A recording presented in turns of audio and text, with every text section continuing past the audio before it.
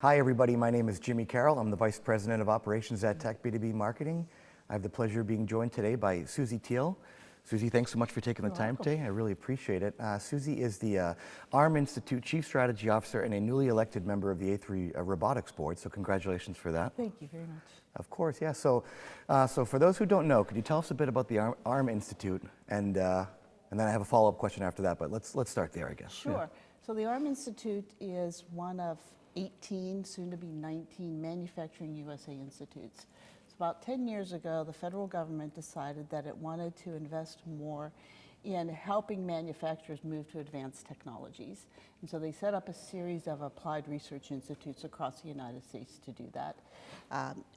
ARM Institute was started in 2017, so we just celebrated our 8th anniversary. They do a few every year, and they roll them out. And our mission is to try to advance the state of robotics, AI, and autonomy to make it easier for manufacturers of all sizes to adopt those technologies with the overall goal of increasing national security and growing U.S. manufacturing.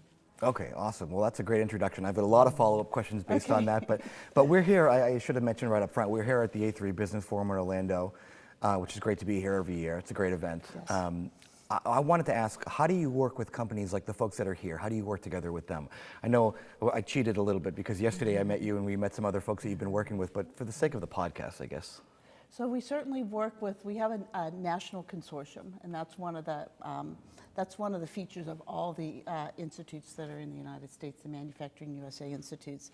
So what we do is we form a consortium, and we try to create a great ecosystem of practitioners in the industry, manufacturers, research scientists, people within government who are focused in this area of using robotics for manufacturing. And so right now the ARM Institute has about 475 member organizations throughout the United States that we all share the same mission, is to advance the state of robotics and supporting technology, as well as all the workforce initiatives to grow U.S. manufacturing. So many of the people that are here at this conference, which I love and try to come to every year, are also our members. And we work very closely with A3 because we share similar missions. Sure. And so while our focus is really on investing and developing programs to move things forward, that very much complements the work that A3 does, which is to bring a consortium together and really think about what's important to help the industry be healthy and how to solve some problems. So we've got a great working relationship with A3. We share a lot of ideas, and we do a lot of work to try to complement each other's work. Well, that's great. Yeah, I love to hear that. And obviously they're a great organization. Yes. What are some of those most important points? What are the most important discussion points within the ARM Institute right now that you guys are focused on the most? A couple different areas. Workforce is a really big one. You've heard all the statistics. Some research institutes said there's going to be millions of jobs open by 2030 in manufacturing. There's about 800,000 that are open right now in manufacturing, and that's only going to continue to grow as we build more, for instance, chips manufacturing plants and semiconductor work in the United States. And so the ability to first attract people to manufacturing careers and then give them the skills that they need in order to be successful in manufacturing is a big focus of the mission of the institutes, because we can't grow manufacturing if we can't find people to work in it. Yeah. And regardless of how good the technology is, you still need people to manage and operate the technology, right? So that's one big initiative. On the other side, we spend a lot of time looking at how to make robots more easier to program, more flexible, help them do jobs that human beings don't want to do. We always talk about the dull, dirty, and dangerous jobs. Of course, yeah. And if I can share a story, yesterday, you met with S.K. Gupta from USC and also Gray Matter Robotics. Gray Matter Robotics started as an ARM-funded project with SK and some graduate students at the University of Southern California, University of Southern California, sorry. And they grew that into a company that's got 80 employees right now. So we help spur innovation in that area, but we also look for ways to take basic research that the universities are doing and apply that to real manufacturing problems. And we do that through funding projects.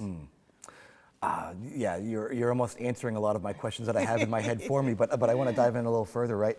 So yeah, and anytime you look at the jobs reports and you see there are this many jobs open, and there are there's always going to be there's always, not always, but over the last several years, obviously COVID kind of exacerbated it, but there's been a labor shortage. Yes. And a lot of these jobs that you're talking about, like I think of welding as one example, right? Like, don't quote me on the source of this market study or the numbers or anything, but there's something that was saying basically that in X amount of years, like there aren't going to be any skilled welders for the most part.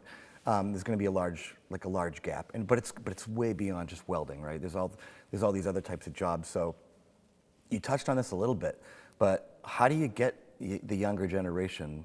How can companies get the younger generations, these people that are in college now or going to be graduating soon, or graduating high school, even better, I guess. How do you get them interested in welding or these other manufacturing jobs? It's a great question, and one that we all wrestle with, honestly, as a nation, right? Because we have created a culture in the United States that is slightly different, maybe from some other cultures in other countries, where there's a perception that a trade career path is not as valuable as going to a 4-year or plus, right, educational program. That is changing in the United States, slowly, but that is changing, and there's much more emphasis on trade right now. And so that's a good trend that we see. But one of the biggest challenges is that we really have to start to introduce the concept of a manufacturing career to somebody a lot younger in their life. I always say, when you talk to a child that's 7 or 8 years old and say, "Hey, Jimmy, what do you want to be when you grow up?" "I'll be a fireperson or a doctor or a lawyer." We have to teach them that they can be a manufacturer too. And that's kind of cool because they get to work with machines and they get to work with their hands. Yep. And a lot of people like that, right? But we haven't been able to kind of create that feeling yet. And so there's a lot of work that our institutes are doing to reach down further into the school systems to help them understand and help teachers understand, and guidance counselors, that these are viable careers as well. Yeah, totally. I mean, they're not romanticized in the way that becoming a doctor or a lawyer or an astronaut or these things are in popular culture. But I mean, these are great careers and high-paying careers that people might not realize. Right. I'm just curious though, like, will the, and we talked again about this yesterday too, but it's worth bringing up again. There was this fear for so long that robots were taking jobs, and it's just proved to be wrong, right? And in fact, in many cases, they create more jobs. Will manufacturers that have robots, will the robots be able to bring in young people? Like, the ability to work alongside robots is a fairly attractive thing. Like, have you seen that? We have, and that's certainly a key advantage to focusing on advanced manufacturing, is that you get to work with, robots, other cool machineries, 3D printing, additive manufacturing, start to work with AI, right? And so a lot of the younger generation grew up with a phone in their hand or a laptop, right, on their lap. I remember my daughter, who's 24, at 2 years old, she was on a laptop, right, playing games, right? Just knew how to use it somehow. Exactly, yeah. So it's second nature to a lot of the younger generation, and so what we have to do is connect them with, hey, you've got these skills, you're comfortable using technology.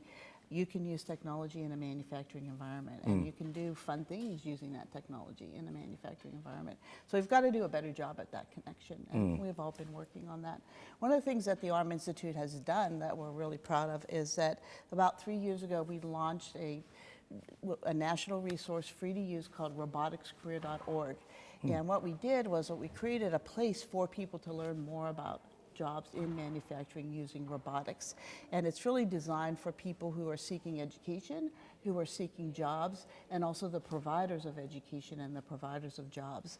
And so when someone can come out to that site and look at over 17,000 training programs that we have cataloged across the United States, they get everybody the opportunity to get everything from a micro-credential to a PhD that could qualify them to work with robotics in manufacturing. Wow. They can also look at jobs. We have an average of 2,000 jobs every day on the site for them to look at across the United States.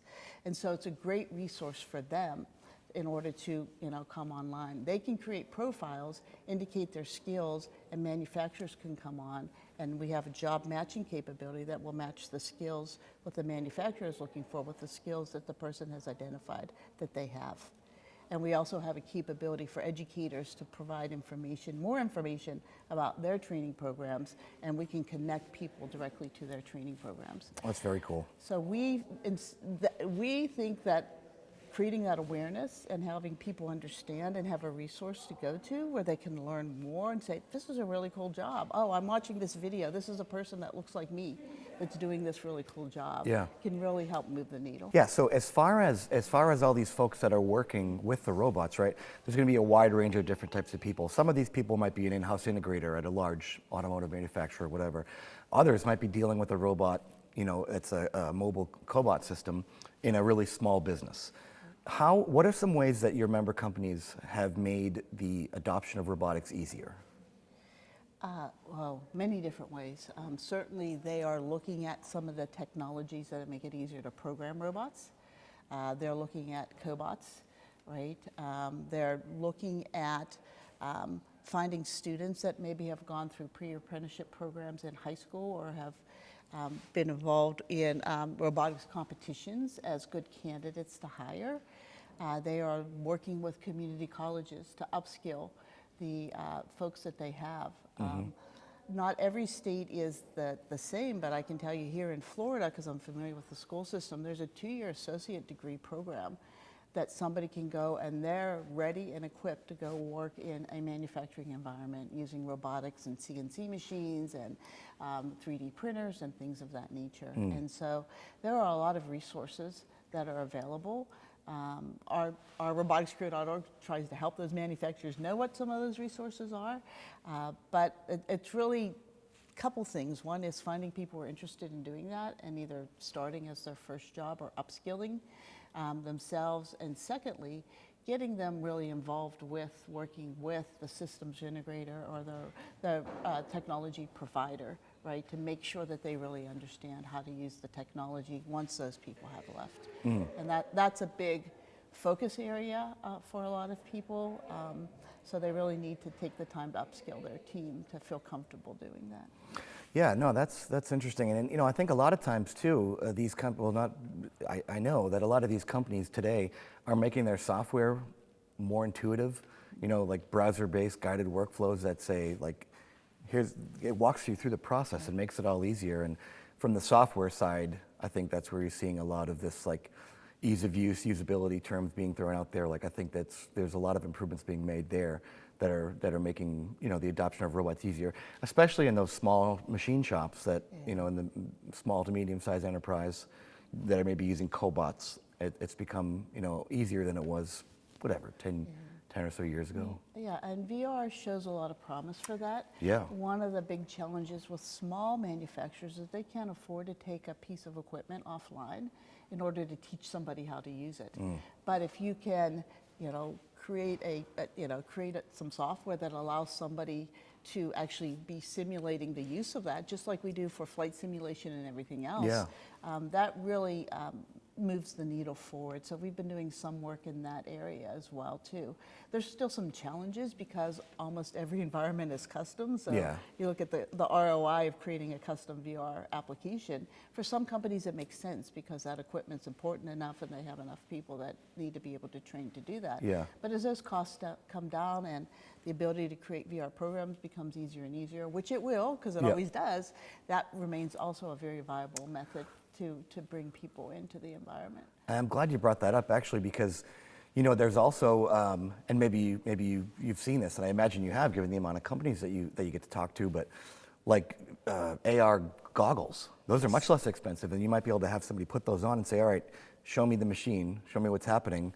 All right, go here, and have, you know, in some cases there might even be like an overlay that shows you like, this is where you need to go, fix this, or somebody can be patched through and look through and say, all right, this is how you fix this, and that would be helpful for me because I'm not very handy, you know, at home. If I needed to fix my lawnmower or something, I'd be putting on the goggles and saying, all right, maybe go on YouTube or something and figure out how to do it. Have you seen that too? Yes. Yeah, and it also makes me think of AI and the use of AI in simulation. I have to ask you about AI, I'm sorry, but I have to. No. It's an expected question. Yeah. Given all the different companies that you get to work with, what are some ways that you're seeing AI really add value within robotics and automation? A couple key areas. First of all, the most important area is knowledge capture.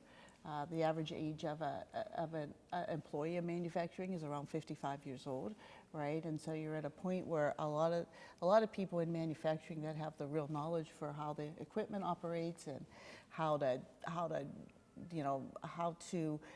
handle certain situations where there may be a malfunction or something else, we're losing that. And so AI is really going to play a critical role and is playing a critical role in helping to capture that knowledge. The other area is in those processes where they are more repetitive or more dull and there's higher room for error as a result of that. We see companies applying AI in those situations because it's less likely to make mistakes, than a human being who was up late the night before or something along those lines. Yeah. That's really key. One of the challenges that we see in the adoption is really on the data side. Are companies doing a good job collecting enough data to train the models? Right. Right. And some companies are really good about capturing data and processes because they've got other systems that are doing that. And some of the smaller manufacturers don't do that. They've got Bob in the corner and, it's all in his brain, right? Yeah. And so that's probably one of the bigger barriers that we see to the adoption of that is either we need to find ways to create good synthetic data or we need to help manufacturers capture more data about what's happening in their environment so that they can apply the models to them. Yeah, for sure. And my brain always goes to visual inspection with AI because I used to work at a magazine in the machine vision space, and if AI-based machine vision is really good at like subjective feature inspection or something like inspecting a weld. Like that weld might be within tolerance, but an algorithmic rules-based machine vision system might look at that and say that doesn't match, what it's been trained on. I just think that now we're seeing AI being able to really add value when the data is there. Because if you don't train the system based on good data and have Bob, who you mentioned in the corner, going in there and labeling, this is a defect, this is a defect. Right. So you have a really good data set that has been agreed upon, labeled, and then it improves over time. It's so cliche, but it's great. It's garbage in, garbage out. If you have bad data, the AI is not going to work. Exactly. And so at the RM Institute, we've done about 120 technology projects that we've funded in our 8 years of existence. About 40% of them have some element of AI associated with them. We do a lot of vision-related projects, as you can imagine, because that's where people want the most help. Right. In a lot of cases, like we said, Bob may be sick that day or something like that. Yeah. And the attention to quality is really, really critical. And so we've been working with it for 5 or 6 years in a prototype environment, right? And starting to really look at working with our members to focus on the data set side. Yeah. What about on like the predictive analytics side? Have you had much experience there? I mean, there's some companies out there that are really adding value with AI that can be applied to improve overall operational efficiency, right? Right. That's not quite our spot. We've got other institutes that focus more in that area, but certainly if it applies to enabling robotics, we've looked at those types of systems. Okay. Let's see what else. Another question I have to ask you about is humanoids. Okay. First, what are your general thoughts? Obviously, they're fun, and I want to see them on the trade show floors as well. But what are some ways that you think they could be adding value, and when do you think that might be happening?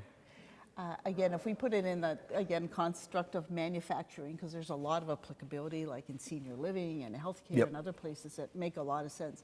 Context of manufacturing, we really see it helping in those cases. In the whole distribution area, people have to lift heavy equipment, or it's not enough for a forklift, but probably too heavy for a human being. I mean, that's an area where humanoids, I think, can add a lot of value, and moving things back and forth, right? Kind of that I've got to move from point A to point B 27 times a day, right? Yep.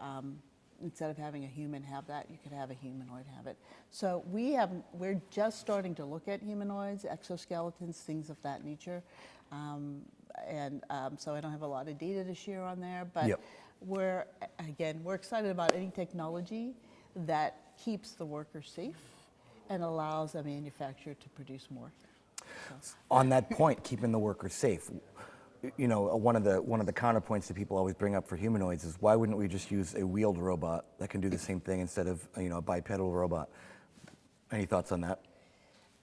It really depends, right? Yeah. I mean, you know, sometimes the wheeled robot can't have the level of motion that a humanoid might have in order to perform a certain task. And so, you know, the great thing about robotics is that we have so many different types of ways to do things now that we can be more selective. Yeah. So yes, you could, you know, I mean, AMRs with robot arms on them are becoming very, very, very common now in distribution centers and warehousing, but they don't fit every single situation, right? And perhaps a humanoid can fit some of those, you know, those use cases that are exceptions.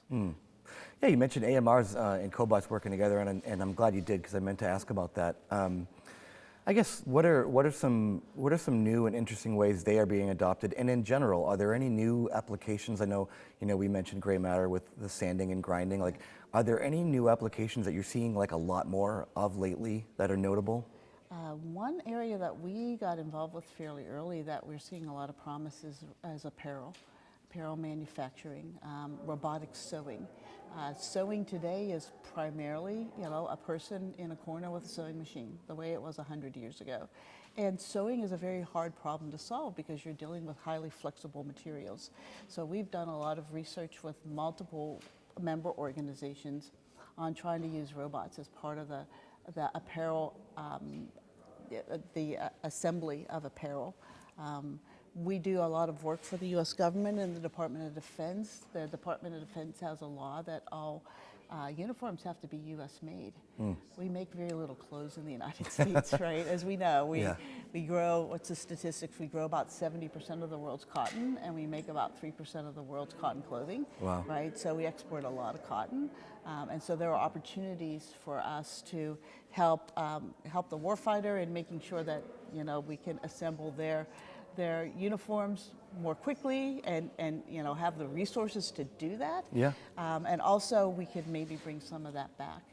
Another big area is recycling and sustainment. And so there's a lot of work going on in reusing materials. But who wants to sit in a room and rip stitches out of a purse or a pair of sneakers or something like that, right? So that those materials can be reused. And so robots are we're really looking at the exploration and use of robots in those types of environments too. Very cool. There are many, but that's one that's really cool to me because people can understand that one, right? Like sometimes you talk about robotic applications, they're like, I don't know what you're talking about. But everybody gets robotic sewing. And so the other areas we see are things like food inspection and food processing. I think that those hold, I mean, they're already being used there, but those areas hold a lot more promise. Obviously construction. We're not as directly involved with that, but we might be involved with the manufacturers who make you know, materials in order that you can use robots in construction, right? Very cool. The great thing about robots, as you know, is that they apply to pretty much every industry sector, and some sectors are, like the transportation sector, is much more further along using them. Others, like the sewing industry and the apparel industry, is really nascent, right, in the use of robots, and so there's a lot more opportunity for growth there and impact. Yeah, it is a very exciting time, and we're seeing automation go farther and farther beyond the factory floor into new areas, and it's fun to be a part of. Suzy, I want to be respectful of your time. Is there anything else you want to mention about the ARM Institute, like what's new, what's coming up, where to learn more, things like that? Sure. Thank you for the opportunity. So our big focus continues to be skilling and upskilling workers and helping people find jobs in manufacturing that they're excited about using robots, and diving more into AI and how we can work with our members to really leverage and give manufacturers an easier way to take advantage of AI. But anybody who wants to know more can visit our website, which is www.arminstitute.org. Reach out to our website. You can sign up. We've got a monthly newsletter that keeps everybody updated on the work that we're doing at the ARM Institute.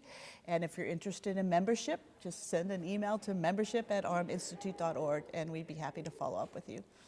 Suzy, I do have one last question for you because it's a fun one, and I want to ask you because you mentioned AI again, but I asked earlier about robots, you know, taking jobs, and I did ask yesterday again I don't want to reference that podcast, but again, I asked about, are people now finally starting to realize that robots aren't really taking their jobs, they're creating them, and you said, well, not enough, but it's getting better. If and when that happens, though, then we have the problem of AI, and people are going to be terrified of AI, and a lot of it's because of what they're seeing in maybe generative AI and video and images that look real or sound real, whatever. If you're talking to somebody that's sort of outside of this space, how do you tell them to not be afraid of AI?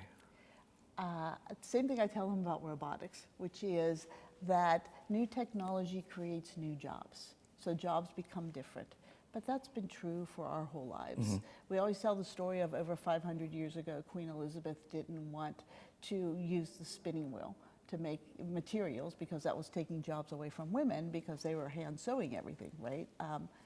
There's never been a mass layoff in the history of the world as a result of advanced technologies. We always find a way to adopt and adapt, and we make sure that we create new jobs because all this stuff still has to be managed and operated. And so that's what I say. I say it really is a productivity increaser, and it takes away the jobs that aren't as much fun, the dull, dirty, dangerous jobs. AI takes the dull, dirty, and dangerous jobs away too, right? And so that's what I say. Increases productivity. It takes away those jobs that most people don't like doing anyways. Yeah. And in most cases, it gives them a new job where they make more money. Yeah, perfect. Yeah, awesome. Well, I really appreciate it. If anybody has any questions for Suzy, I'd be happy to pass those along. Just visit us at manufacturing-matters.com. And thanks for tuning in. Thank you. Thank you, Jimmy. Awesome.